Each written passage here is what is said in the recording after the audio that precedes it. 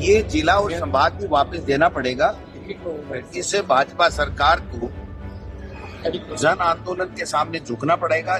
3 लोगों के संयुक्त हस्ताक्षर से कोई भी कार्यक्रम की घोषणा होगी। पेमाराम की, सुनीता गिठाला जी और भागीरथी जाखड़ साहब की संघर्ष समिति जो बनेगी, संभाग स्तर की भी बनेगी, जिला स्तर की भी बनेगी, ब्लॉक लेवल पे भी बनेगी, विधानसभा लेवल पे भी बनेगी। लेकिन ये जो सामूहिक आंदोलन होगा, उसका फैसला हम सामूहिक रूप से बैठ करके करेंगे।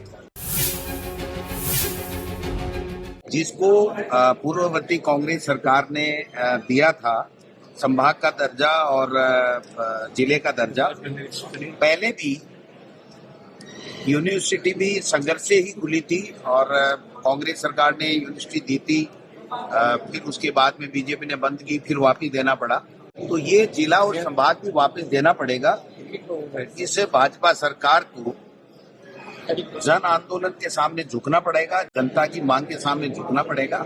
माननीय अमराराम जी सीकर सांसद, हमारे राहुल कसवा जी चूरू के सांसद, ब्रजेंद्र ओला जी जो हमारे झुंझुनू के सांसद हैं, वो तीनों हमारी इस पूरे संघर्ष समिति में इसको कोऑर्डिनेट करेंगे। तीनों सुप्रीमो, तीनों जो फैसला जब भी कॉल करेंगे तो हम सब लोग इकट्ठे हो जाएंगे इनको तीनों के नेतृत्व में।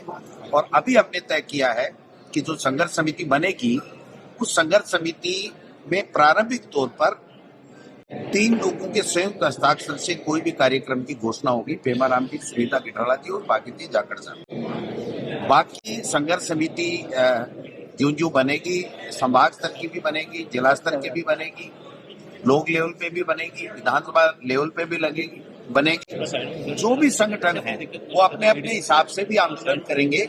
लेकिन ये जो सामूहिक आंदोलन होगा, उसका फैसला हम सामूहिक रूप से बैठ करके करेंगे।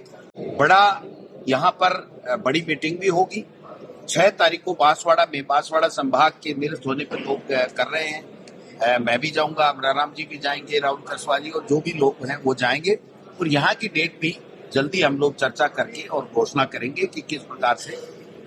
जनता ने हम लोगों को जनप्रतिनिधि चुना है, तो हमारा सबका सामूहिक दायित्व है कि हम जनता की मांग के साथ, एकजुटता के साथ में एक जगह पर बैठ करके जनहित के मुद्दे पर संघर्ष करें और इस भाजपा की पच्चीस सरकार को झुकाने का काम करें। ये संकल्प हमने सबने आज सामूहिक रूप से, हमारे युवा साथी, संगठन, आरएलपी, इंडिया गठबंधन, तमाम लोग, जो जितनी भी पॉलिटिकल पार्टियां, और हम तो ये कहते हैं कि बीजेपी के पदाधिकारियों की कोई मजबूरी होगी, लेकिन जो लोग हैं, उनके वोटर हैं, उनके प्रशंसक होंगे, वो भी आज इस जन आंदोलन में अपनी महती भूमिका निभाएंगे और मीडिया की भी महती भूमिका होगी, क्योंकि सबको साथ लेकर के ही अधिकार लिए जाते हैं।